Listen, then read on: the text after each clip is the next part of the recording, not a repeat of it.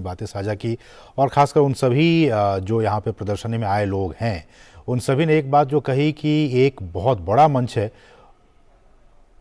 और हम अब सीधे रुख करते हैं हैदराबाद का, जहां बजट के बाद वित्त मंत्री बहुत ही खास इंटरव्यू डीडी न्यूज को, दूरदर्शन को दे रही है।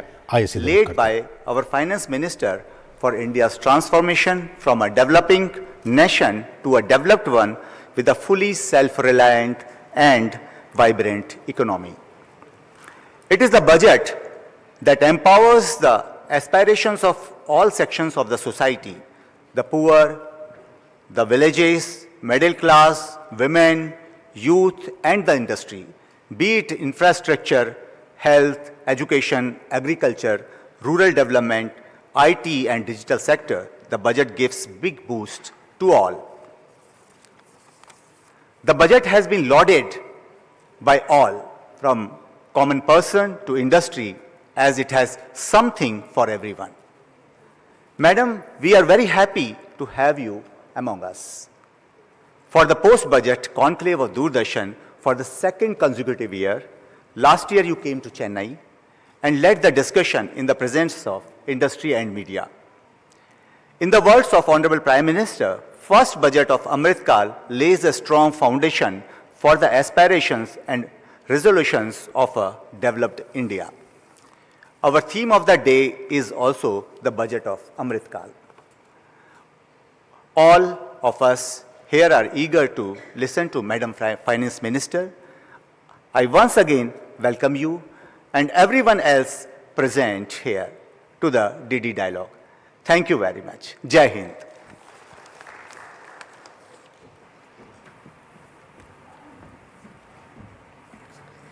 Thank you so much, sir. I welcome again all the distinguished guests and members of the media for your presence today. We have a bouquet of sessions lined up for you, beginning with a special interaction, followed by a Q&A session. I invite moderator Shubhendu Ghosh to conduct the session. Thank you. Over to you, Shubhendu Ghosh. Thank you, sir. Good evening, ma'am. Namaskar and welcome. This is DD Dialogue on Union Budget, Amrit Kal Budget. Amidst a rather bleak global economic environment, India continues to be a shining spot, and perhaps therefore the Union Budget, the road ahead, becomes very, very important. And we are, it's wonderful to have among us someone who has been the architect of the budget, someone who is known to have steered India's economy through the turbulent period of the pandemic, and now seeks to take it forward on a growth trajectory. Honorable Finance Minister, Srimati Nirmala Sitharaman, ma'am, warm welcome to this conversation, ma'am. So the way we hope to move forward is there'll be a brief conversation between us, and then we'll keep the stage open for some questions from the audience members. And it's an August gathering. There are leaders of the industry, entrepreneurs, and members of media who are going to be putting the questions, ma'am. When the economic survey came up, ma'am, it made a profound statement about how the recovery period from the pandemic is over now. It must mean a lot for the populations who have gone through the pandemic, ma'am. What were then your priorities when we were giving a final shape to this budget? Well, the priority is to keep the growth momentum as it is, and also to make sure that we further support measures for sustaining growth.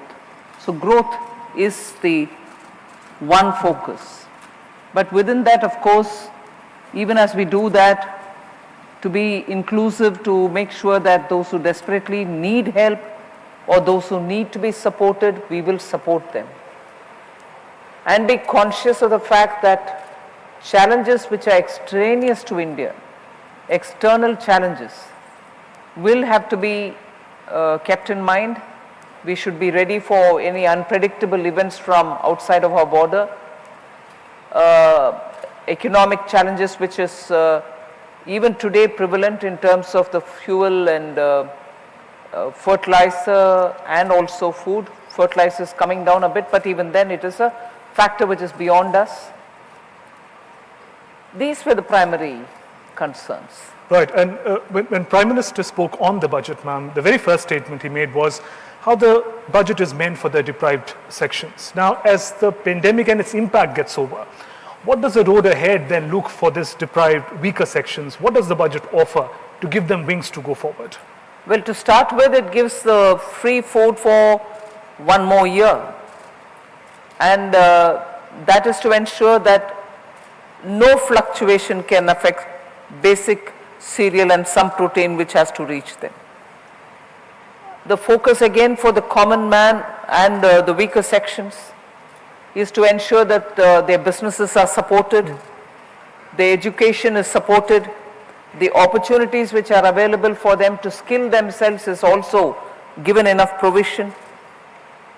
So the SC, ST, OBC, backward, general backward and other backward are all kept in mind when we plan a scheme.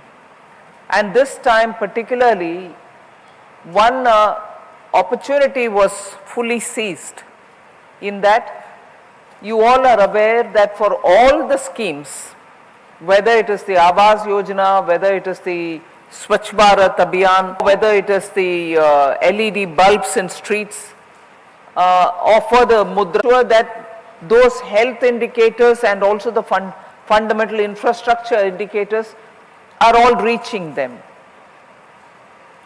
In other words, even in a well-developed state, there can be a district where the facilities have not reached as much, and even within that district, which is the aspirational district, there could be some who belong to these weaker sections who have not received any. So the focus is going to the last point and making sure that all these schemes will reach those eligible for those in those areas. So that you are aware of. Now that saturation has gone down to the level of the mandals, where we were talking about 116, 114 aspirational districts and reaching eligible population there with the schemes which are all funded by the center. We have now identified 500 blocks even further down from the districts and saying that in those blocks we will aim at saturation. In other words, the ultimate beneficiary, if he is eligible for any one scheme and if he is remaining untouched, we will reach out to him as well.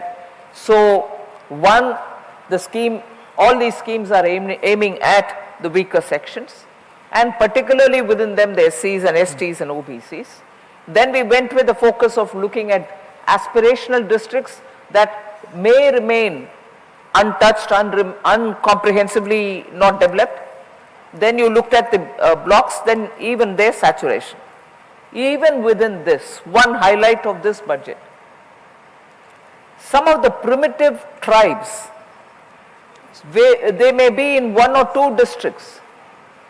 They may or may not be districts which are aspirational, but yet because they are primitive tribes, there was this very clear feeling in the Tribal Affairs Ministry that even saturation for them may not reach as much as you would want. So a separate allocation has been made in the budget which will reach saturation in that community. Right.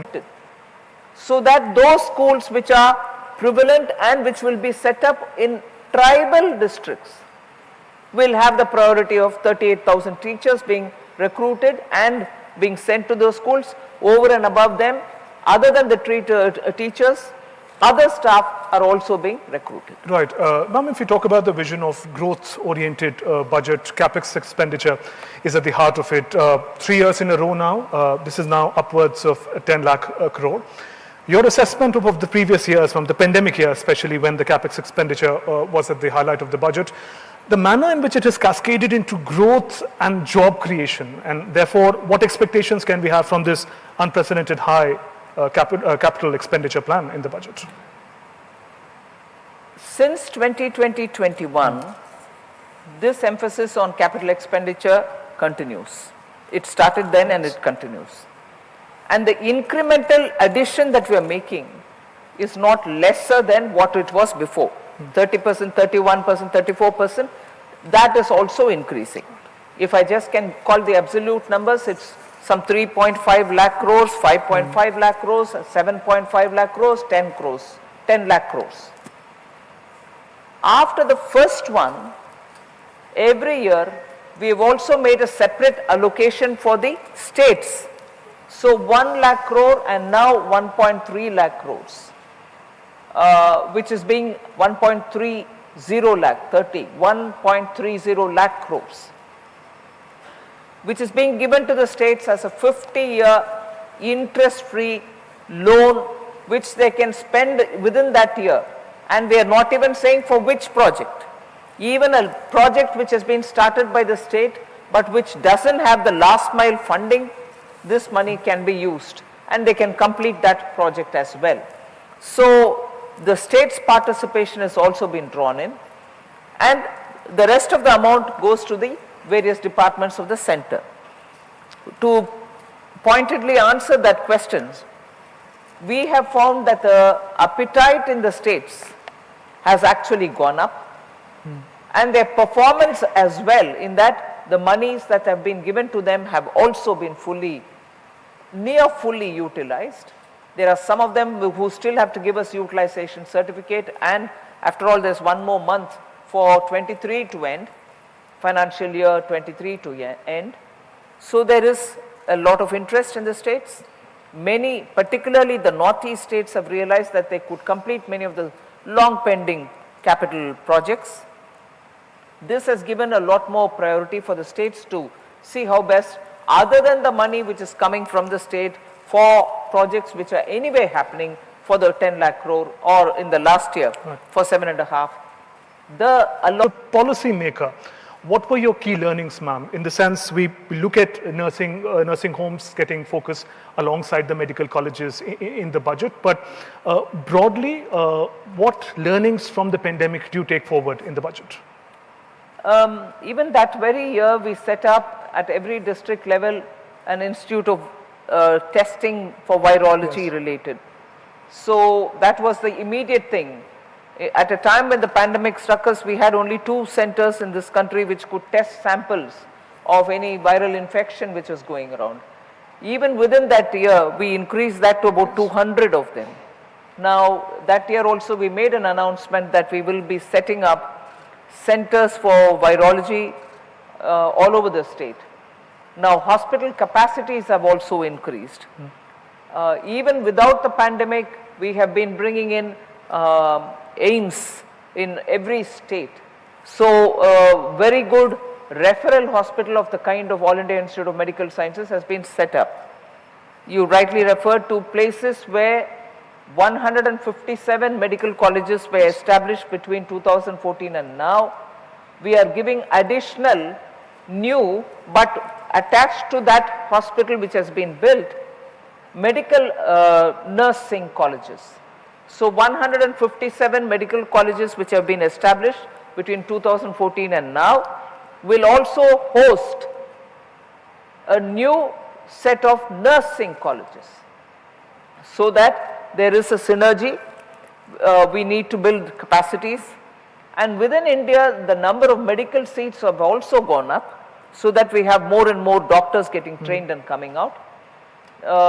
We have also set up this upskilling idea, where for international recruitments we need to train our people in not just the skills, but also in giving them the capacity of languages which are so important for them to be recruited for jobs elsewhere. That will also be applicable for medical and health service personnel. Right, and ma'am, the element of jobs for youth empowerment, the manner in which the budget addresses the needs of Industry 4.0, we see skill development in AI, in coding, in robotics. How do you see these particular elements and opportunities really helping us capitalize on the demographic dividend that we have? I mean, we're soon going to be the most populated nation, the young population. How do you see these skill development programs helping us take it forward? Not just within India, but also abroad. Certainly. There is a clear demand for Indian youth who can help in coding, in AI, in using technology for services, and also to make sure that people who are trained in these areas are sought after, and therefore, in order to ensure that they are given adequate skills, we want to provide these skilling and training of people. The reason why we want to do it is also because domestically, today in India, Industry 4.0 is something which most companies, most industrial units, most integrated plants, most newly set up units, and also the sunrise sector and the PLI supported sectors are all tech savvy in their very nature. They are all becoming, their productions are becoming tailored through a lot of technology driven processes. They too want manpower where the person seeking the job has the right skill sets. So you're not training Industry 4.0 fit youngsters, but they're all going outside. Even Indian industry, in the process of expansion, are now using technology for their own production, that they also are seeking manpower who are with these skill sets. So training them for artificial intelligence or skilling them for that, for Industry 4.0 will also serve the job requirements within India, so that they can both be eligible here and also look for jobs wherever they want.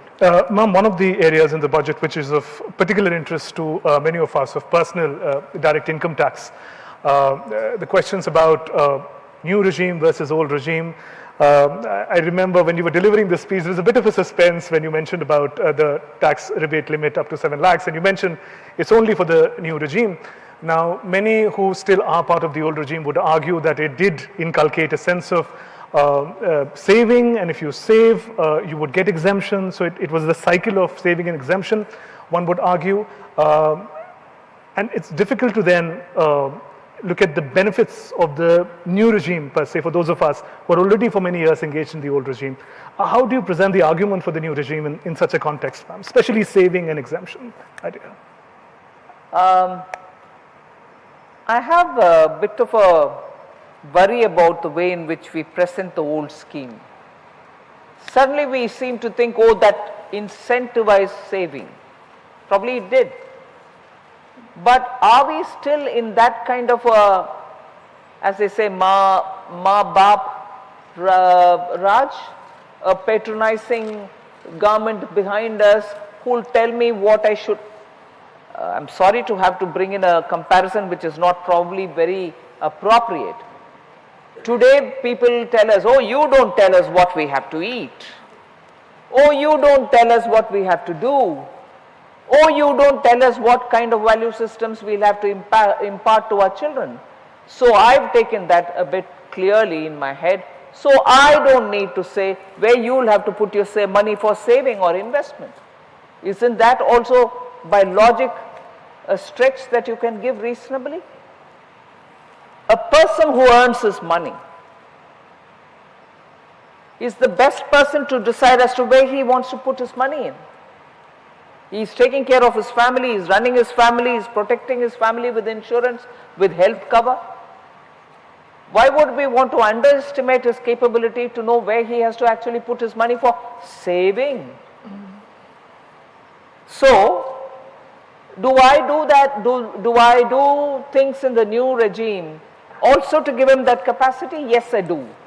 If earlier old regime gave you incentives through exemptions to save, incentive through exemptions to insure, I'm giving you an incentive in that the rate of tax for your salaries have come down. I've also brought it in that your exemptions are provided, your standard deduction is also now provided for the new regime. That's the incentive. You have more money in your hand, use it the way you want. So that's the argument. And above all, old regime, all of us would want to take the benefits of the exemption, but we'll also say, oh my God, it's so difficult to comply.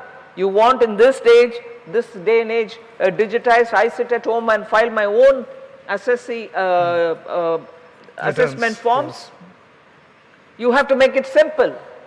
The new regime is all simple. It will come up with a form which is the new default form, which is the new one. You just enter it there and you are all done. But you have to say that you want to be in the old regime, which means you want to put it upon yourself that the compliance will be more strenuous, more time consuming, more rigorous. You want to make a choice.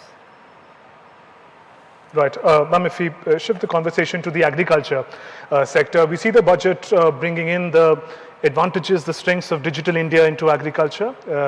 There's also an accelerator fund for agri-tech companies. We've seen many agri-tech companies coming up in the years ahead. How do you see the collective strength of these digital reforms transforming the lives of farmers ahead?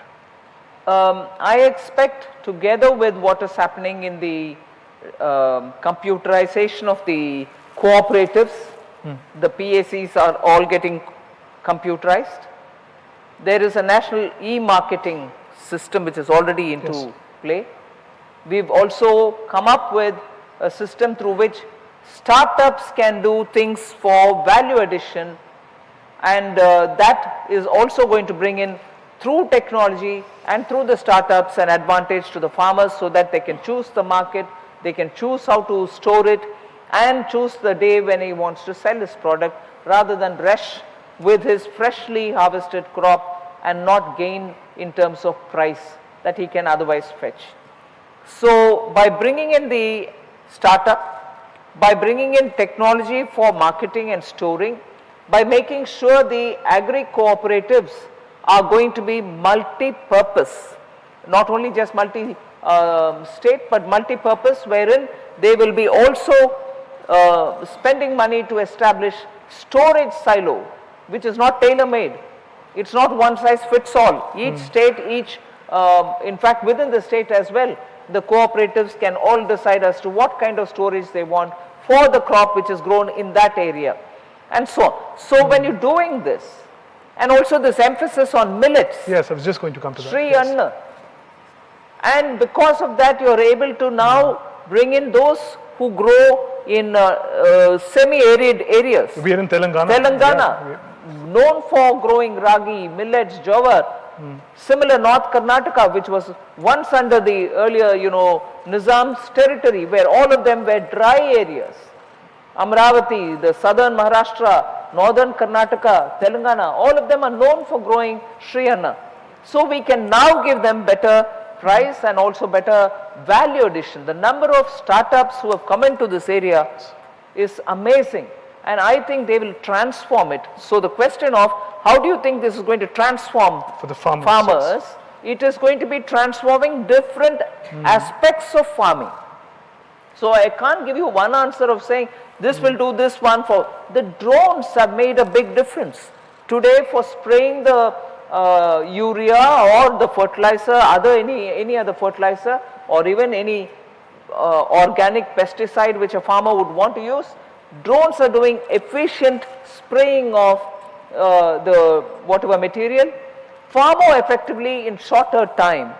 So many areas I've seen myself that farmers have readily gone into using them. Ma'am, I just want to add one point to it about millets. There are many millet startups who've also come up, who are presenting millets in a more edible and popular forms. And one concern that they raise is that so over the decades, the focus that we've had on wheat and rice, the infrastructure ecosystem is suited for that. And for millets, the kind of encouragement we're giving, it also needs a parallel infrastructure which is unique to the needs of the millets farmer. So do you think this focus would also extend to creating millet-specific infrastructure, ma'am? Well, now that we've said Sri Anna, we'll have to probably do something. Okay, ma'am, and moving forward, green transition is a priority across the country, across the world. We've seen initial inlay for green hydrogen development, ma'am. We see electric vehicles around us. They're not very affordable as yet, though, for many, but the numbers are increasing. Your assessment of because we are transitioning for sure, but your assessment of the speed at which we're doing it, ma'am. Are you satisfied with it and the provisions that the budget makes to give it more acceleration? Not just on hydrogen. Not just on hydrogen, of course. On EV and batteries also. Much more than I assess what we do in terms of green transition. World over, there is an appreciation at the pace at which India is spending time, resources, policy making, all for enabling the green transition. Look at the speed with which, and from our side, I think as a consumer we'll recognize, when per unit was available in solar power at 14 rupees, not very long time ago. Today it's come down to 2 rupees and something.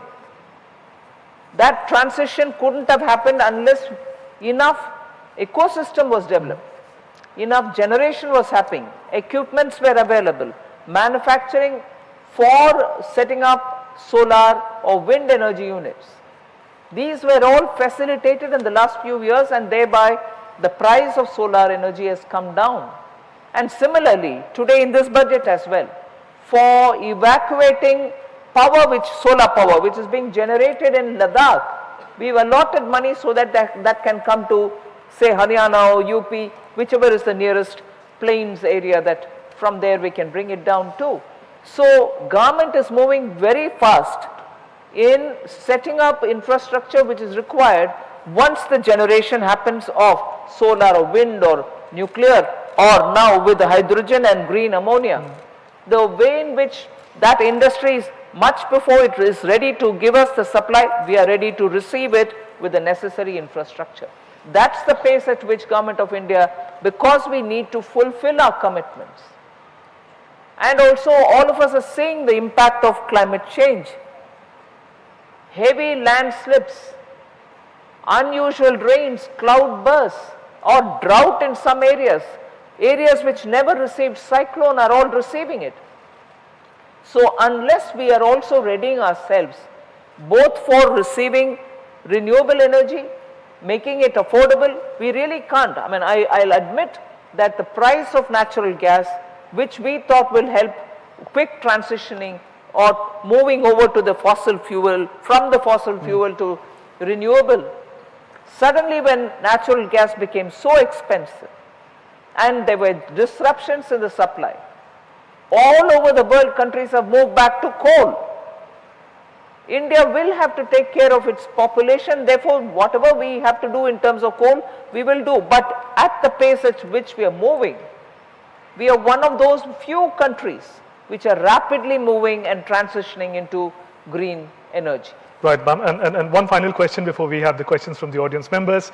It's not about budget. We know that gender divide, dealing with it is an ongoing process. Many in the audience and the nation look up to you as a woman achiever. But what is your side of the story, leading the high office, presenting the budget, leading the country's economy? What has been the experience been for you? Well, it's been a very humbling experience, and what a kind of an opportunity that Honorable Prime Minister and the party has given me. I'm sometimes lost for words to say the feeling that I have, but I'm very grateful. Right. On that note, let's now turn to our audience members for the questions that you may have for the Finance Minister. We can please request the volunteers to reach the people who want to ask a question. Ma'am, if you could identify yourself, your name, and then. Good evening, ma'am, and good evening, everybody here present. Ma'am, everybody over here, I've been listening to your earlier conversation now also, that everybody is wanting to reduce this, reduce that, reduce this. Always they expecting. Now, as a common man, I would like to suggest where we can take a remuneration and where we can increase our economy. In 1970s, when I was in school days, there was a saving schemes introduced for children right from the 5th class. And that credit goes to Andhra Bank, which had done that, as Sanchayika. That Sanchayika has, for some reason, has been stopped, and children were given an attractive doll-like, which was called Kiddie Bank. That really attracted lots of children in saving. They inculcated the saving habit. Until they have that saving habit from the young age, they will not attain when they go big. So I would request and suggest that can be again revoked and started in children in every schools, so that the norm in the school, children know how to do banking, how to withdraw cash, how to save their money, how to use their money with useful, any useful requirement only they should use. They will be economically using it, but at the same time, they should not be misguided and misusing the funds what they are getting from their parents. In order to secure that, I would request the parents may be kept as an SMS alert for withdrawal and deposit, so that what money is given by the parents to the youngsters does not go into wrong hands and wrong habits. That's one thing I would like to say. And the street vendors which we are talking about, Atmanirbhar Bharat, and I keep moving around and propagate on the schemes by our Honorable Minister, Prime Minister, and being a Beti Bachao Beti Padhao chairman, I have gone into lots of Anganwadi schools and many slum schools also. What I could notice here is the locking period for each street vendors, we can start off with daily finance. They are borrowing it from some local financer and paying high rate of interest. There are many people who have done suicide also. So they do, at the time of emergency, they are borrowing money from the local finances. I mean the private finances, which cost them lots of interest. Right. Rather than that, the question, but there's the last. We can have There's more. the last one, Yeah. please. Briefly, Let me complete yeah. it, please. Briefly, please. Yes. Yeah, I would suggest 100 rupees per day from every street vendor if it is collected. It works out for 2 years locking period. Then you make it as 365 days into 2 years. It comes to 730 days. At that 730 days, amounts up to 27,000.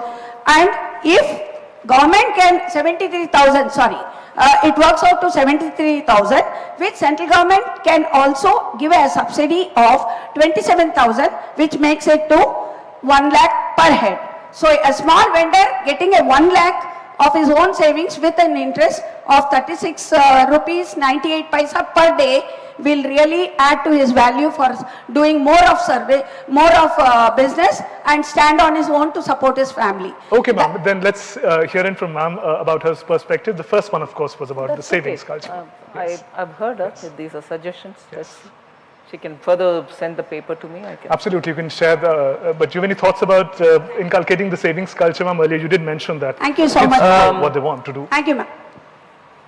This time, marking the 75th anniversary of India's independence, Azadi Ka, we've come up with a Mahila Bachat scheme with a assured rate of interest for 2 years saving. You start it off from now, or you even start your saving as of 31st March 2024. It's still available for 2 years. Right. 2025, sorry, 2 years from now. Right. If you can have the next question from the audience I am members. Dr. G.V. Rao, economist. At the outset, it is highly commendable that in the midst of pandemic scenario, ours is the first country to come out and continue the growth path. I highly appreciate the government and especially the finance minister. My simple question is, new regime is really appreciable, which I have spoken on many platforms also, because it is giving a freedom to the people to invest the way they want to insure. Why not we make it compulsory, madam, from next academic year in the interest of people only? You just heard some time back I was accused of why are you not Don't worry about that, madam. Savings. Sometimes a parent, when he does something, child also may not appreciate immediately. But they will know. I made one calculation as an economist. If somebody is working with the freedom, their investments over a period of time, instead of putting in ATC clutches, the whole benefit over a period of 25 years will be more than 1 crore advantage will be there for him over a period of 25 years. Whereas if they are going with a rigid way of putting only in the insurance in which they wanted, I am sorry if some insurance companies or somebody is, or some chartered accountants are not happy that individuals are able to file return by themselves. But it is very good in the interest of common man and all the people of the country. Their savings on the whole will go up. New regime is an excellent regime. In course of time, please think over to make it mandatory. The support increasing for the new regime. If you can move on to the next observation or question, please. Namaskaram, madam. My name is Bhaskar Reddy. I'm from Vaidatru Pharma. Madam, thanks for allotting pharma parks all over the country. At the same time, I have a small request. Getting skilled people, especially in chemical sector, is becoming very tough. If we can, something like a skill training center, attach it to the pharma parks will help us a lot. That is one thing. And secondary, if government can publish critical compounds or high value, high volume compounds on a common internet platform accessible to all pharma sector or chemical sector, that will help industry as well as government also to grow in this sector. That is second one. And third one, we have developed a product called beta-propiolactone that is used in vaccination, mandatory for making vaccination. We need some help to getting approvals for this kind of products easily in our, to make our self-sustain instead of importing that. First time in India we made it. We need some help in getting approvals for this. Thank you, madam. Thanks a lot. Ma'am, would you like to add something on the pharmaceutical part? Because we also have a deliberation after this session on the pharmaceutical sectors, the manner in which you are prioritizing their concerns. Yes, I'll do it then. And I'll do it then. Right. Okay. Sure. Go on. Yeah. Good afternoon, ma'am. It's such an interactive session.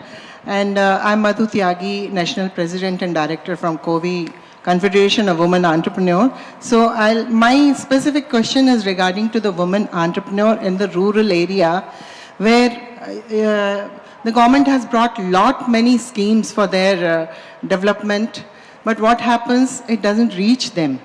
So my suggestion, it might be like you think it is not possible, but still a suggestion, that as the chartered accountant, each chartered accountant is given 20 clients. So why not one woman client also of such areas that she gets all information and what she want to do, at least some guidance. What happens? They go to the wrong people who know about it, but they don't help, or else they ask hefty amount to get through this proposal. And finally, it's a harassment to a woman in the rural area especially. Good evening, madam. This is Jairamlu, United Nations Chief Expert, 2045. My simple question is, how the capital investment is going to manufacturing in India policy and the growth will be calculated? This is a very simple question, madam. Thank you. How the capital investment is taking towards manufacturing of the units? Number one, the differential policy is taking. The second, We don't set up manufacturing units. no, not government, madam. The policy towards the manufacturing of the units. The policy towards the manufacturing units and how the taking place for the growth calculation for this one. Both Make in India and also even in this budget, when we emphasized on AI, we said make in India, make AI for India also. So that and the PM Gati Shakti are all ways through which Indian manufacturing capacity is being increased. Definitely, madam, it is taking whenever I go to the different countries as an even United Nations, we are finding something because I am getting some answers, because as an Indian, I wanted to really bring certain issues to the India. That's what my question was, madam. Right, Thank you. Right. Made your point, sir. Ma'am, if Hello. we can come to you. Honorable Madam. Can I have this lady who's gotten up 3 times and sat down again? Yeah, speak GBK first? Rao. So we'll just hear from We'll ma'am have first this and lady after you. talk first. Okay. Ma'am, good to have you in Hyderabad, Richa from Business Line. Yes. And we must compliment you for the budget. You know, journalists normally are not being very kind to you, but a very confident budget it was. Ma'am, very specific question. You have elaborated on CapEx right now. You, from the center, have done your bit. Now, do you think this will crowd in private investments? And my second take, ma'am, states are not very kind as far as CapEx is concerned. You have handheld them, you have brought them, given them your bit. How do you propose to, convince them into coming out with a better CapEx plan? And I had a supplement question also, ma'am. Sorry, I don't want to keep interrupting others time and again. In your previous budget, ma'am, you had spoken about overseas bond, we trying to tap the bond indices. So we were expecting something in this budget also. So any forward movement happening there, ma'am? These were my two questions. Well, the first thing about crowding in of private investments, I think there are clear movements in that because of the PLI, a lot of private sector has expanded its capacity. They're bringing in newer investments in those sunrise areas. The rapid rate at which the renewable sector is moving with the production both of solar and wind cannot happen without private sector investments. The hydrogen mission I have probably announced this time, but even last time I had a mention of it. There's already a lot of attention to hydrogen mission, ammonia, green, and investments happening in different states for these as well. So somewhere I feel when we talk about private investments, both from the point of view of increasing the existing capacity and from the point of view of establishing new capacities, we don't seem to see those investments which are happening in the sunrise sectors. Even in pharma, between 2020 and today, the interest that is expanding, and you just heard a gentleman speak about the newer areas in pharma for which he is seeking easier, better approvals. So the sunrise sectors, the PLI driven sectors that is, and also the renewable area are all now rich in many types of investments which are coming, which are also pooling in monies from abroad. That's one.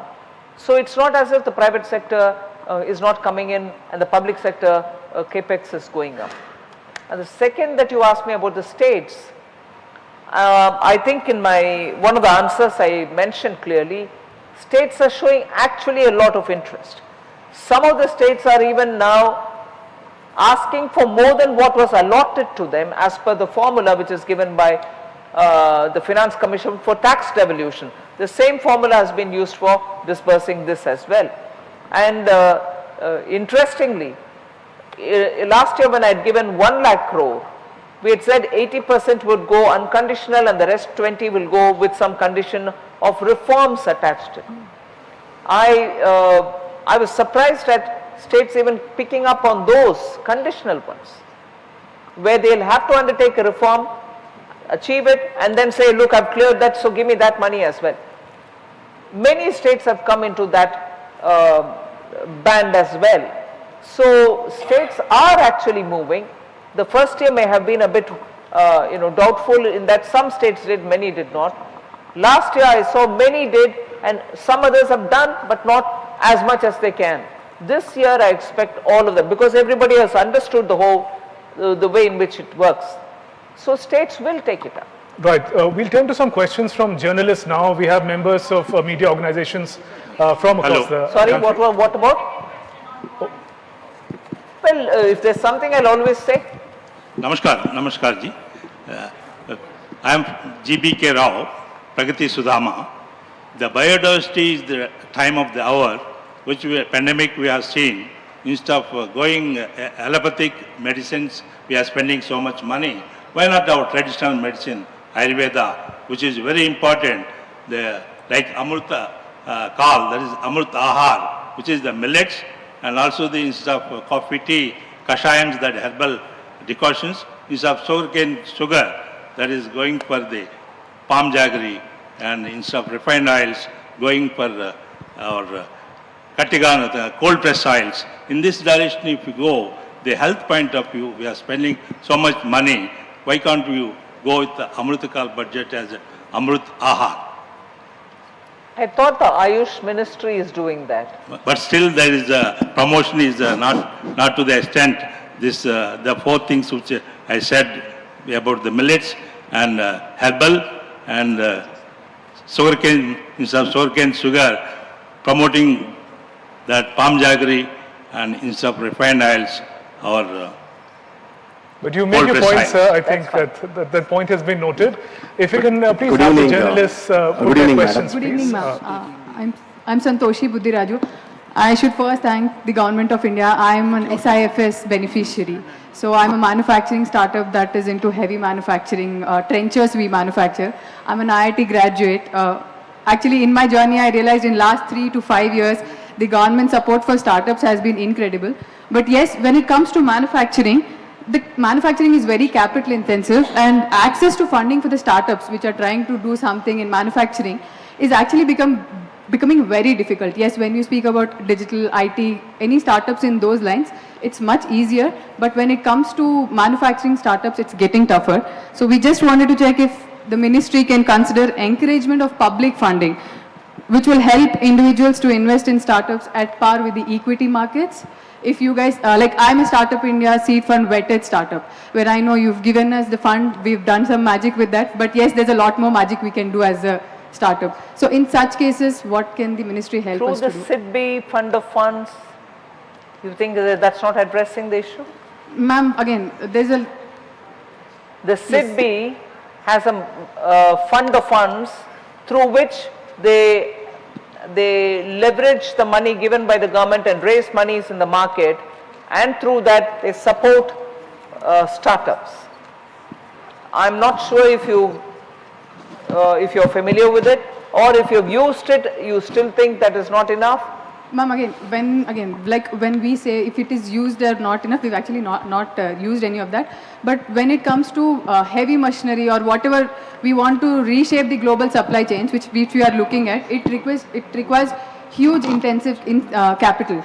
So for such things, how can we... That is where we have found the NABFID, National Bank for Funding Infrastructure Development, which is the long-term monies, risk invested money, meaning the high risk money, which doesn't have a short-term return, is being funded by what is called a development bank. We have created that. NABFID is a government created developmental bank which aims at funding long-term infrastructure projects in which you probably can also fit in. Similarly, there is the National Infrastructure Investment Fund, which is also funded by the government. Even they raise money out of the public, and with the government's given money, they raise money from others as well.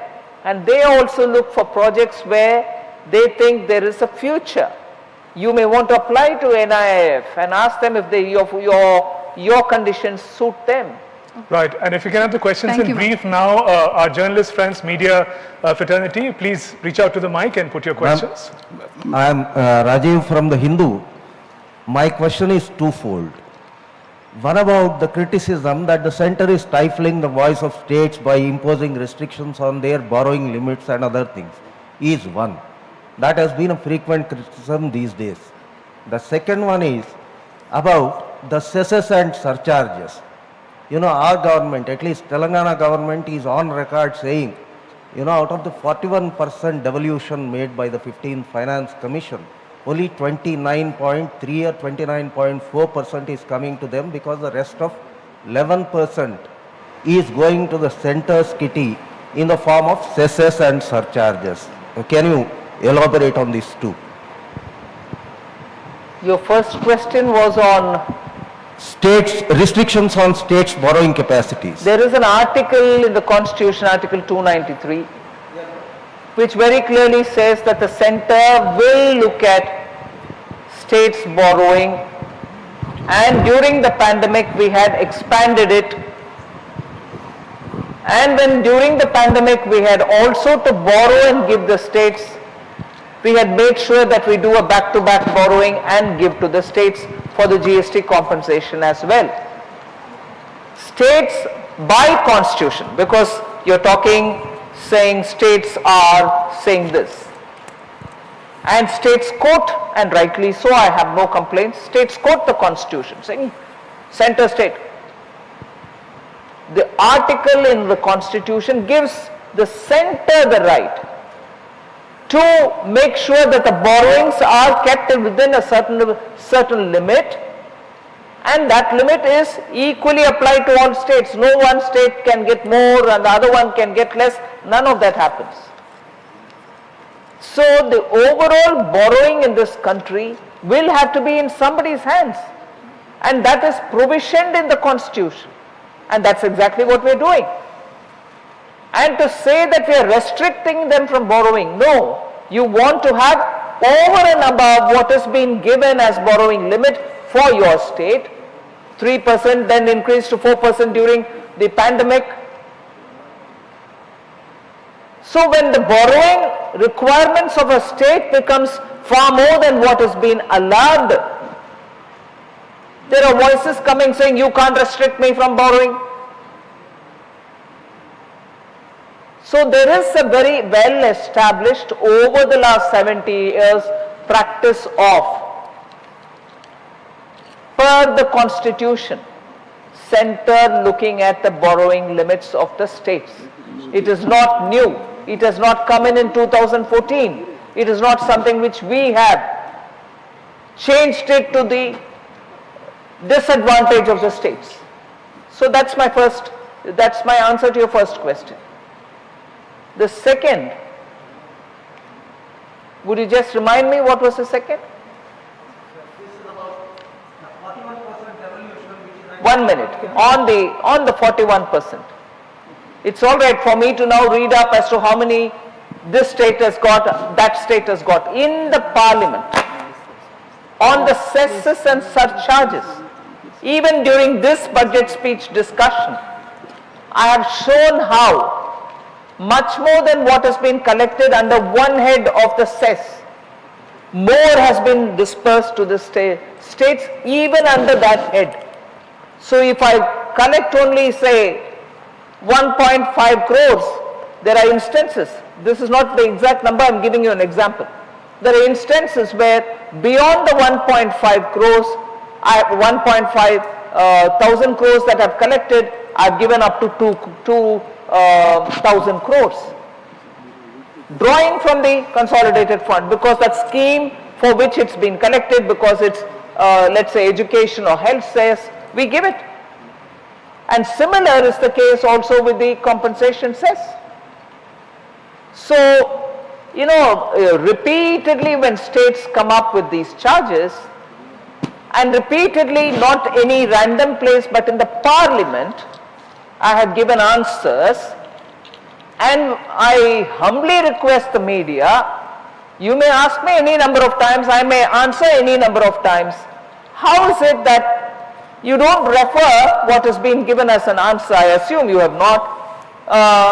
Parliament this was given as a reply, over and above this, do you still hold that charge? You should ask them. Parliament is not a place where you can forget the answer given. It's the fundamentally primary and highest place in a democracy, elected parliamentary democracy, where I'm standing up to give the answers with the data in my hand. I would humbly request the media, pause it and say, is it true? Is this answer not right? Right. Good evening, madam. This is Nagarjun on the side here. Right. Okay. Good evening, madam. Thanks for your time. And my question is predominantly on the education system.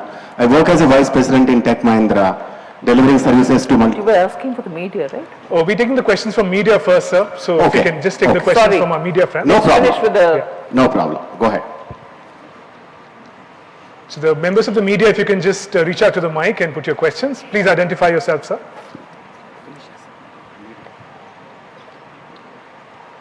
I would request volunteers to make the mic accessible to the members of the media now.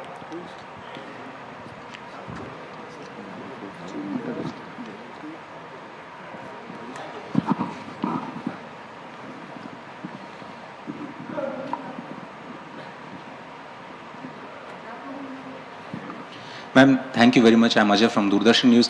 You gave us the dream of $5 trillion economy in your one of the budget.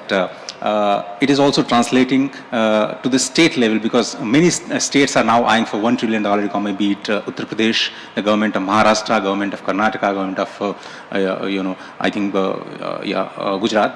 So, ma'am, what is your message to the state governments now? Now you have presented the union budget. It is also the on the states to take forward the mantra of Amrit Kal that you have put forward. So, what's your real message for the state governments for their own budget? Well, I'm not sure whether I should give a message. But states, of course, have their plans. Many states have got their plans for export. They have their plans for inviting more investments. This particular scheme whereby one district, one product be identified, Kisan Rail, which comes to pockets of products which are grown, like bananas are grown in one particular area, coconut, any other vegetables which are looking for export market, all of them have been facilitated by the Kisan Rail. Kisan Udan, which is also picking it up for air cargo. These are also happening, benefiting states, and their policy to help their own farmers can be greatly facilitated by this. This budget has also provision for a unity mall. What is that? It means that in every state capital or in the financial headquarters of the state or in a tourist a town which is known for its tourism, an Ekta mall be built, for which the center is also, through the capital 50-year loan, we are giving assistance. You build it for having stalls of your one district, one product, so that people know, oh, these are products from this state. And then that GI tagged products also from each state. Every state in India has enough and more GI identification obtained products, artisans, materials. In that unity mall, you will keep these products and also the one district, one product stalls in that one mall, and also provide space for other states whose products can also be exhibited. So if, for instance, the tourists who come to Hyderabad will go to the Unity Mall to see products which are of Telangana, all GI tagged or one district, one product stalls, and over and above that, every other state which wants to be exhibiting their products, they can also find a place here. So at one go, you give a experience for the tourist of your own products, your own GI tagged products, and also products of the rest of the country. So there are so many such measures which are being taken. Right, so we have time for just a couple of more questions from the media. Yes, yes, go on. I am Mir Hadi Ali, Chief Editor, Bemisal Urdu Daily. Madam, regarding minorities issue. Madam, ये last budget में जो 5,000 करोड़ 2022-23 में दिया गया था, आपके इस बार 2023-24 में आपने ओनली 3,097 रखा है. इस तरह आउट ऑफ 45 लाख करोड़ के बजट में इस तरह का माइनॉरिटीज के साथ इनजस्टिस होते हुए के बजट में मेन एजुकेशन पर्पस से ही तमाम बजट को कम कर दिया गया है. मैं ये जानना चाहता हूं कि जिस तरह ये प्री मैट्रिक स्कॉलरशिप था लास्ट ईयर 1,425 करोड़, अब presently only 433 crore. Number 2, skill life और डिलीवरी में 392 था, आपके बाद ओनली 3.4 करोड़ आपने अलॉट किया. इस तरह से फ्री कोचिंग स्कीम में 79 करोड़ लास्ट ईयर था, अब के बाद ओनली 30 करोड़ आपने किया. इस तरह से ये हमारे माइनॉरिटीज के लिए जो बजट का एकदम इतना डाउन करते हुए, जबकि आप देख रहे हैं कि माइनॉरिटीज के स्टूडेंट्स सबसे ड्रॉबैक जो चल रहा है एजुकेशन में पीछे हैं. और इस बार हमारी हुकूमत, हालांकि इतना अच्छा बजट हमारे ऑनरेबल नरेंद्र मोदी जी के गवर्नमेंट में पेश किया गया आपके बस मेन पॉइंट यही है कि आपने जो माइनॉरिटीज बजट को जो कम किया गया है, आखिर उसकी वजह क्या है? पार्लियामेंट में बजट के दौरान जो चर्चा हुआ उसमें मेंबर्स ऑफ पार्लियामेंट भी इस प्रश्न उठाए और उसका मैंने उधर विस्तार से जवाब दिया कि फर्स्ट ऑफ ऑल बजट बनाने के समय हर एक मंत्रालय उनके अपने डिमांड रखते हैं कि हमें इतना पैसा अलॉट करो. जिन मंत्रालय ने जो मांगे वो ही हम देते हैं, उसका ऊपर नीचे 99% नहीं करते, क्योंकि आखिर वही है उस अलॉटमेंट को, उस बजट को, उनको जो पैसा दिया गया है उसको इंप्लीमेंट करने वाले अधिकारी वो होते हैं। इसीलिए डिपार्टमेंट के द्वारा जो भी आया है उसको हमने मंजूरी दिए, वो एक पॉइंट। सेकंड, जब फेलोशिप्स दूसरे 2-3 स्कॉलरशिप स्कीम्स के द्वारा मिलता है, इसमें एलोकेशन अलग थलग करने के कारण ही माइनॉरिटी को फेलोशिप मिल रहा है, ऐसे नहीं है, क्योंकि बाकी सब स्कीम्स के द्वारा भी माइनॉरिटीज को भी मिलता है। उसका नाम उदाहरण के साथ मैंने पार्लियामेंट में भी सामने रखी। सो माइनॉरिटीज को फेलोशिप कम करो नहीं, इतनी सारे स्कीम्स के द्वारा जो हो रही है वो भी चलने दो, उसके द्वारा जब नंबर इंक्रीज हो रही है उसको भी प्रोत्साहन दो, वो सेकंड है। तीसरी, ओवरऑल इस सरकार का प्रिंसिपल ऑफ डेवलपमेंट सबका साथ, सबका विकास, सबका विश्वास और सबका प्रयास। जब हम इस रास्ते पे चल रहे हैं, किसी को भेदभाव, मतलब आपके रिलीजन के कारण, आपके भाषा के कारण, या आपके चेहरा के कारण, या आपके कुछ और के कारण अलग नहीं देख रहे। सभी भारतीयों को सभी जो स्कीम्स है वो सबको मिलना चाहिए। इसीलिए आप देख रहे हैं कि घर बनाने के विषय में इस सड़क पर, इस पर्टिकुलर रोड पर, इस लेफ्ट हैंड साइड में एक, दूसरा, तीसरा, ऐसे करके जिन जिन को मिलना है उनका मिलता है। उसमें क्या आप फलना है, क्या आप ऐसे भाषा बोलते हो, ये आप दक्षिण से है, उत्तर से, कुछ भेदभाव नहीं है, सबको जिनको मिलना मिलता है। हाउसिंग हो, स्वच्छता हो, गैस हो, उज्ज्वला के, ऐसे करके सबका साथ, जब सबका विकास के लिए काम करते हैं हम, वो इनको नहीं देना, इसको हटा दो, ऐसे हम करते नहीं है, बिल्कुल करते नहीं। We'll take just one final question from a member of the media. Madam, Agastya from TV9. We just have one question from the media that we can take at the moment. Excuse me. A journalist, yes, please. Madam, me budget ప్రవేశపెట్టిన తర్వాత ముఖ్యమంత్రి అసెంబ్లీలో మాట్లాడుతూ 3 ప్రశ్నలు, అంటే మేజర్గా చాలా ప్రశ్నలు వేశారు, బట్ 3 ప్రశ్నలు ఆయన అడిగిన వాటిలో ఒకటి, మీరు ఏదైతే $5 trillion could you please identify yourself first, sir? Agastya from TV9. TV9. Yes. So ముఖ్యమంత్రి అన్నారు $5 trillion మీరు ఏదైతే టార్గెట్ పెట్టుకున్నారో అది ఇట్ సెల్ఫ్, ఆయన కోర్టులో చెప్పాలంటే అది సిల్లీ జోక్ అని ఆయన అన్నారు. ఆ టార్గెట్ చాలా తక్కువ, అయినప్పటికీ అది రీచ్ కాలేరని ఆయన ఫస్ట్ స్టేట్మెంట్. రెండోది, ఉపాధి హామీకి నిధులు తగ్గించారని ఇంకొక స్టేట్మెంట్ ఆయన చేశారు. ఈ రెండింటికి ఏం చెప్తారు? ఇవాళ ఇక్కడ ఉన్నాను, మీరు అడుగుతున్నారు కాబట్టి చెప్తున్నా.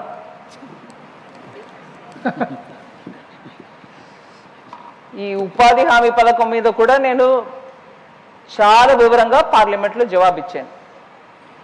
దాని సారాంశం మీకు చెప్తున్నా. ఇక్కడ ఉపాధి హామీ పథకం అనేది డిమాండ్ డ్రివెన్, అంటే ఈ నెలలో ఇక్కడ ఉపాధి హామీ పథకం జాబ్ కార్డ్ అంటారు. జాబ్ కార్డులో ఎంతమంది ఉన్నారు, వాళ్ళకి ఎంత జాబ్ పోతుంది, ఎన్నాళ్ళు ఇవ్వాలి అనేది చూసుకొని డిమాండ్ వస్తుంది. దాని మేరకి మేము ఫండ్ అలాట్ చేస్తాం. ప్రతి సంవత్సరం కూడా 2014 నుంచి ఇవాళ వరకు బీఈలు ఎంత, అంటే బడ్జెట్ టైంలో మనం ఎంత చెప్తున్నామో అంతకంటే ఎక్కువ అమౌంట్ సంవత్సరం ఆఖరికి ఖర్చు పెడుతున్నాం. అది సప్లిమెంటరీ డిమాండ్ ఫర్ గ్రాంట్ బడ్జెట్లో వస్తున్నప్పుడు ఎక్కువ కావాలంటే పార్లమెంట్లో పర్మిషన్ తీసుకుని ఆ ఎక్కువ కూడా ఖర్చు పెడుతున్నాం. అది నేను డేటా పరంగా పార్లమెంట్లో చెప్పాను. మా టైంలో 2014 నుంచి ఒక్కొక్కసారి బడ్జెట్ నుంచి కంపేర్ చేయండి, ఆఖరికి ఎంత ఖర్చు పెట్టాం, ఎక్కువే చేసాం. ప్రతిసారి బడ్జెట్ కంటే ఎక్కువ అట్ ద ఎండ్ ఖర్చు అయింది. ఇదే నేను కొంచెం ఇలా చెప్తున్నాను అనుకోవద్దు. ముఖ్యమంత్రి గారు ఇప్పుడు ఏం జరగట్లే, అప్పుడు బాగా స్మూత్గా జరిగితే కూడా చెప్పారు, నేను విన్నాను. అప్పుడంటే 2014 నుంచి 2014 ముందు ఉన్నటువంటి ప్రధాని వారు పేరు తీసుకొని ఆ టైంలో బాగా జరిగింది. ఈ ఉపాధి హామీ పథకం ఆ టైంలో ఎలా ఉండింది అనేది కూడా నేను మీకు డేటాతో పార్లమెంట్లో చెప్పాను. 2010లో బడ్జెట్ టైంలో ఎంత ఇచ్చారు, ఆఖరికి ఎంత ఖర్చు అయింది, 3 వంతులు బడ్జెట్ టైంలో చెప్పినది కంటే తక్కువే ఖర్చు పెట్టారు. అన్ని బాగా జరిగింది అన్నవారు అది కూడా కొంచెం చెక్ చేసుకోవాలి, ఇది బాగా జరిగిందా అన్ని కూడా చెక్ చేసుకోమని నేను రిక్వెస్ట్ చేస్తున్నాను మీ ద్వారా ముఖ్యమంత్రి గారిని. ఉపాధి హామీ పథకంలో 2014 తర్వాత మోదీ గారు ఖర్చు పెట్టినటువంటి అమౌంట్ ఇప్పటి వరకు ఆ పథకాన్ని తీసుకొచ్చి మా పథకం మెప్పుకు మాట్లాడుతున్న వాళ్ళు ఖర్చు పెట్టలేదు, అదే నిజం. సో అది ఉపాధి హామీ పథకం. మీకు కావాలంటే TV9 మీ పేరు మర్చిపోతున్నాను, అగస్త్య మీకు నేను పార్లమెంట్లో ఏదైతే చెప్పానో అది మీకు పంపిస్తాను. మీరు డేటా ముందు పెట్టుకొని నేను చెప్పేది నిజమా లేదా అని చూడండి. మీ మొదటి ప్రశ్న ఇది, రెండోది 5 ట్రిలియన్ ఎకానమీ. దీని గురించి నేను ఇంకో విషయం కూడా చెప్పదలుచుకున్నా. ఒక గోల్ పెట్టుకుని దానికోసం గట్టిగా ప్రయత్నించి దాన్ని ఆ గోల్కి దగ్గర మనం చేర్చుకోవాలి అని ప్లాన్ చేస్తున్నాం. ఇక్కడ ఒక జర్నలిస్ట్నే అనుకుంటున్నాం, ఒక పెద్ద ఆయన లేచి చెప్పారు, ప్రతి స్టేట్ తన ఒక వంతు తన ఒక కాంట్రిబ్యూషన్ ఎంత ఉండాలి. ఈ 5 ట్రిలియన్ ఎకానమీలో మేము 1 ట్రిలియన్ వరకు చేసి చూపిస్తాం. ఇంకోటి చెప్తున్నారు మేము కూడా 1.25 ట్రిలియన్ వరకు వెళ్తాం అని. దేశం వ్యాప్తంగా ఆ 5 ట్రిలియన్ అచీవ్ చేయడానికి మన అందరూ కూడా ప్రయత్నం చేయాలి. నేను ఇంకోటి చెప్పాను, సబ్కా సాత్ సబ్కా వికాస్ సబ్కా ప్రయాస్ విశ్వాస్ మధ్యలో ఉంది. సబ్కా ప్రయాస్ అనే ఆ భావనతోటి అందరూ ముందుకు వెళ్తున్నప్పుడు ఇది ఏంటి 5 ట్రిలియన్ జోక్ అనంటే జనాన్ని వెక్కిరిస్తూ మాట్లాడుతున్నారా? ఈ ప్లాన్ నేను లేకపోతే ప్రధాని గారు ఇలా అక్కడ ఉన్న వాళ్ళ కోసం కాదు, దేశాని కోసం, మన అందరూ బాగుపడాలి అనే దానికోసం ఆ 5 ట్రిలియన్లో మేము కూడా కాంట్రిబ్యూట్ చేస్తామని ఒక్కొక్కరు ఒక్క స్టేట్లో చెప్తున్నారు. అది కాదు, మనం ఇక్కడ ఏం చెప్తాం, అది జోక్ అంటే ఎవరు జోక్ అంటే జనాన్ని మీరు జోక్ అంటున్నారా? వాళ్ళ కోసం మనం చేసే పథకాన్ని జోక్ అంటున్నారా? అవమర్యాద కాదా? జనానికి అవమర్యాద కాదా? ఇది జనాన్ని విక్రిస్తున్నారా మీరు? సరే 60,000 స్వచ్ఛం అప్పు ఉండేది తెలంగాణకి 2014లో. మేడం ఒక్క నిమిషం అండి, వీరికి ఇంకా కొంచెం ఎలాబరేట్గా జవాబిస్తున్నా, మీకు కూడా వస్తాను. 60,000 crores వరకు ఏదో అప్పు ఉండేది, అప్రాక్సిమేట్ అమౌంట్. ఆ అమౌంట్ 2014లో అప్పు తెలంగాణకి దగ్గర ఒక 15 సంవత్సరం 3-4 గవర్నమెంట్స్ మార్చు అక్యుములేట్ అయిన అమౌంట్. నేను ఏదో ఒక్క గవర్నమెంట్ వల్ల వచ్చిందని నేను చెప్పలే, కానీ పాండమిక్ వచ్చింది, మన అందరం కూడా అప్పులు తీసుకున్నాం, సెంట్రల్ తీసుకున్నాం, స్టేట్కి ఇచ్చాం, స్టేట్ వాళ్ళ అప్పులు కూడా పెంచారు లేదండి. ఆ మర్యాద మనసులో పెట్టుకునే చెప్తున్నా, పాండమిక్ వచ్చింది, మన అందరూ కూడా అప్పు తీర్చుకోవాల్సిన పద్ధతి స్టేజ్కి వచ్చేసాం, అప్పు తీసుకున్నాం, తెచ్చుకున్నాం, అది తీరుస్తూ పోతాం. సో అందరికీ కూడా పాండమిక్ కారణంగా ఎక్కువ అప్పు తీర్చుకోవాల్సిన పద్ధతి పొజిషన్ వచ్చింది అనేది మనసులో పెట్టుకునే మాట్లాడుతున్నాం. 2014లో తెలంగాణ అప్పు ఎంత? 60,000 స్వచ్ఛం కోట్లు. ఈ గడిచిన 7 సంవత్సరంలో 7-8 సంవత్సరాలు అంటే రెండు సారి తెలంగాణలో ఇదే గవర్నమెంట్ ఉండగా అప్పు ఎంత అయిందండి? దీంట్లో కొంచెం మినహాయించుకోవచ్చు కోవిడ్ కోసం 3 లక్షల కోట్లు దాటిపోయింది. 5 ట్రిలియన్కి కాంట్రిబ్యూట్ చేసేది గురించి నువ్వు మాట్లాడకు, వెటకారంగా మాట్లాడండి, జనాన్ని ఏళ్ళ పరుస్తున్నట్టు మాట్లాడండి. కానీ బాబు మీ అప్పు గురించి ఒకసారి నాకు చెప్పండి. అందరూ కోవిడ్ కోసం అప్పు తీసుకున్నావు లేదన్నా, కానీ ఒక్క తెలంగాణ 60,000 కోట్లు 2014లో ఉండగా ఇవాళ 3 లక్షల కోట్లు దాటింది అప్పు. 5 ట్రిలియన్ గురించి జోక్ చేయక ప్లీజ్. 5 trillion గురించి దయచేసి సీఎం గారు జోక్ చేయవద్దు. దీని గురించి కొంచెం మనందరం బాధ్యతగా మాట్లాడితే బాగుంటుంది. Right, but that's all the time we had, I'm afraid. That's all the time we had. Madam Ajay అండి 10 TV. సీఎం గారు అసెంబ్లీలో మాట్లాడుతూ కేంద్ర ప్రభుత్వ బడ్జెట్ ఎలా ఉందంటే శుష్క ప్రియాలు శూన్యహస్తాలు లాగా ఉంది. శుష్క ప్రియాలు శూన్యహస్తాలు, చెప్పేవి పెద్దగా ఉంటాయి, చేసేవి తక్కువ ఉంటాయి. దాదాపు 150కి పైగా కాలేజీలను, మెడికల్ కాలేజీలను దేశవ్యాప్తంగా ఇచ్చినప్పటికీ తెలంగాణకు ఇచ్చింది మాత్రం గుండు 0 అంటూ ఆయన మాట్లాడినటువంటి సందర్భం. At the same time nursing కాలేజీల విషయంలో కూడా తెలంగాణకు అన్యాయం చేశారు. ఇంకొక విషయం ఏంటంటే రాష్ట్రం నుండి దాదాపు 4 లక్షల కోట్లకు పైగా పన్నుల రూపేణా కేంద్ర ప్రభుత్వానికి పంపినప్పటికీ కూడా తిరిగి రాష్ట్రానికి వచ్చింది 150 కోట్లు, 1,50,000 కోట్లు మాత్రమే. ఇది కాదంటే నేను రాజీనామా చేస్తానంటూ కూడా మంత్రి కేటీఆర్ పదే పదే కామెంట్స్ చేస్తున్నటువంటి సందర్భం కనబడుతుంది. దీనికి ఎట్లా సమాధానం చెప్తారు? మీరు మొదటి ప్రశ్న ఈ మెడికల్ కాలేజెస్ గురించి చెప్పారు. ఈ బడ్జెట్లో మనం చెప్పినది ఏంటండి, 157 మెడికల్ కాలేజెస్ 2014 నుంచి ఇవాళ వరకు ఎస్టాబ్లిష్ అయ్యాయి. ఆ 157 కాలేజెస్ ఎక్కడ ఉన్నాయో అక్కడ నర్సింగ్ కాలేజెస్ కొత్తగా తీసుకొచ్చి పెడతాం అన్నాం. ఆ 157లో తెలంగాణలో ఒక్క కాలేజ్ కూడా రాలేదు అని పెట్టుకుని కొంచెం బాధ రావడం న్యాచురలే, లేదనలా. కానీ అప్పుడు ఆ 157 కాలేజెస్ ఎస్టాబ్లిష్ చేయడానికి అప్పుడు ఏ డిస్ట్రిక్ట్లో మీ దగ్గర మెడికల్ కాలేజెస్ లేవో ఆ డిస్ట్రిక్ట్ పేరుని పంపించండి, అక్కడ మేము ఎస్టాబ్లిష్ చేస్తాం అని కేంద్ర ప్రభుత్వం చెప్పినప్పటికీ కరీంనగర్, ఖమ్మం జిల్లా పేరుని పంపిస్తే బాబు అక్కడ ఆల్రెడీ ఉందండి కాలేజీ, వేరే జిల్లాలో ఎక్కడ లేదు, ఆ జిల్లా పేరుని పంపించండి అని అంటే పంపించక ఆ 157లో మాకు ఇవ్వలేదు అని ఇప్పుడు కంప్లైంట్ చేస్తే ఎలాగా? మీరు పంపించిన డిస్ట్రిక్ట్ ఏమిటి? అక్కడ మెడికల్ కాలేజ్ ఉంది కాబట్టి 157లో ఒకటి కూడా మీకు రాలేదు. అందువల్ల ఇప్పుడు నర్సింగ్ కాలేజెస్ ఎక్కడ మెడికల్ కాలేజ్ ఉందో అక్కడే పెడతాయి. యాక్చువల్లీ దానికి సినర్జీ ఉంటుంది, అందుకని అక్కడ పెడతామంటే మెడికల్ కాలేజ్ ఇవ్వలేదు, నర్సింగ్ కాలేజ్ ఇవ్వలేదు అని అంటే బాబు మీరు ఎప్పుడు మీరు డేటా సరిగా ఇవ్వాలో అప్పుడు మీరు ఇవ్వకుండా పైగా ఎప్పుడు అసెంబ్లీ నిలబడితే కూడా ఎన్డి అంటే నో డేటా గవర్నమెంట్ అంటున్నారు. మీకు మీ జిల్లాలో ఎక్కడ హాస్పిటల్ ఉందనే డేటావే లేనప్పుడు ఎక్కడండి అసెంబ్లీ నిలబడి ఈ మాటలు చెప్పడం? డేటా వీళ్ళ దగ్గర ఏంటి 32 జిల్లా 33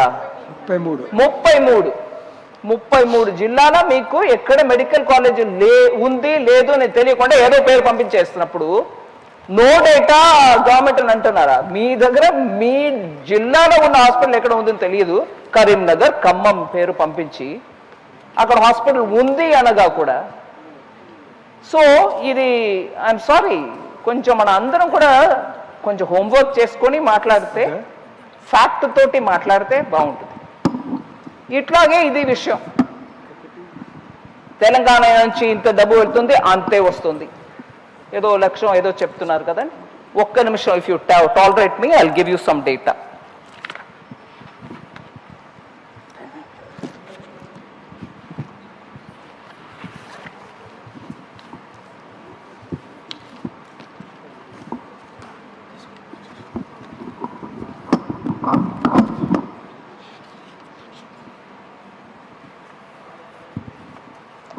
ట్యాక్స్ రెవల్యూషన్ మాట చెప్పారు మీరు.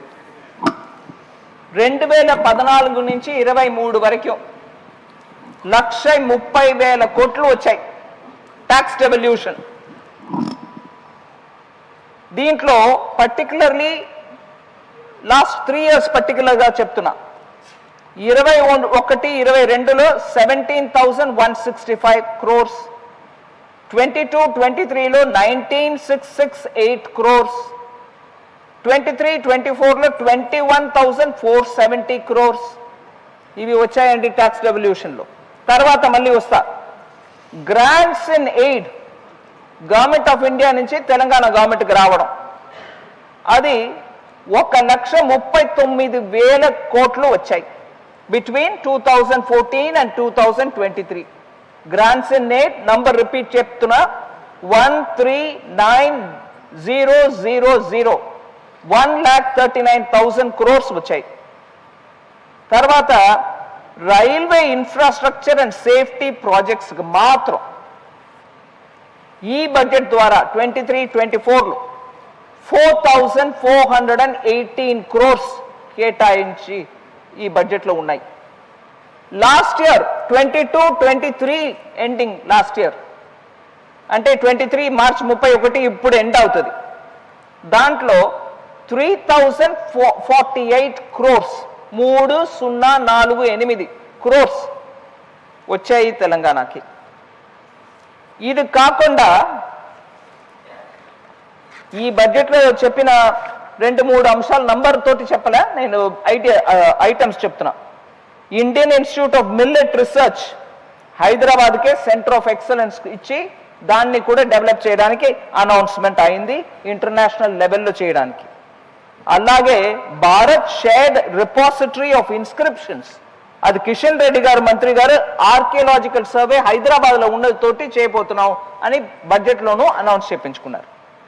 ఇది కాకుండా నేషనల్ డేటా గవర్నెన్స్ పాలసీ, ఇక్కడ డేటా హబ్ మీది ఐటీ లార్జెస్ట్ ఐటీ హబ్ అని మాట్లాడుకుంటున్నారు. ఆ పాలసీ ద్వారా అనానిమస్ డేటాని ఎలా యూజ్ చేసుకొని దాని నుంచి బెనిఫిట్ తీసుకోవచ్చు అనే దానికోసం పాలసీ, అది హైదరాబాద్కు ప్రత్యేకంగా తెలంగాణకు ప్రత్యేకంగా డైరెక్ట్లీ బెనిఫిట్ అయ్యే పాలసీ, అది ఇచ్చేమా కాదండి. ఇలాగే దేశవ్యాప్తంగా 51 ఫార్మా పిఎల్ఐ స్కీమ్ ద్వారా 51 schemes, 51 pharma sector related schemes దేశవ్యాప్తంగా ఉన్నాయి. 51 with PLI benefit centers or schemes which have been promoted. ఆ 51లో 15 తెలంగాణలో ఉన్నాయి. పిఎల్ఐ స్కీమ్ ద్వారా బెనిఫిట్ దేశవ్యాప్తంగా 51 సెంటర్లో ఉందనంటే దాంట్లో 15 తెలంగాణలో ఉంది. సో కొంచెం మనం నంబరు చూసుకోవాలి, ప్రాజెక్ట్స్ చూసుకోవాలి, దాని తర్వాత మాట్లాడాలి.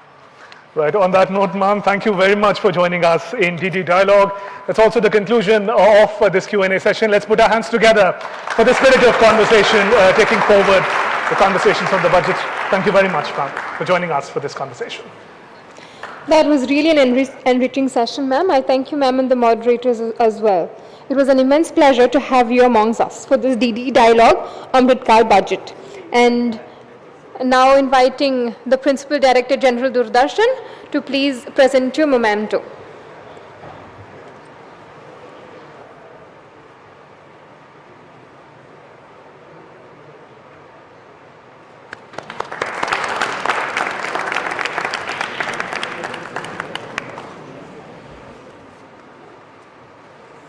Thank you, ma'am.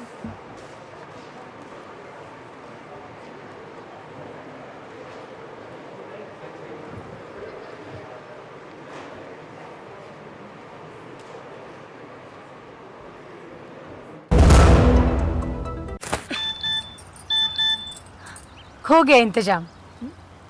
किसका? गुड्डी की फीस का। दिखा 20,000 का लोन तुरंत।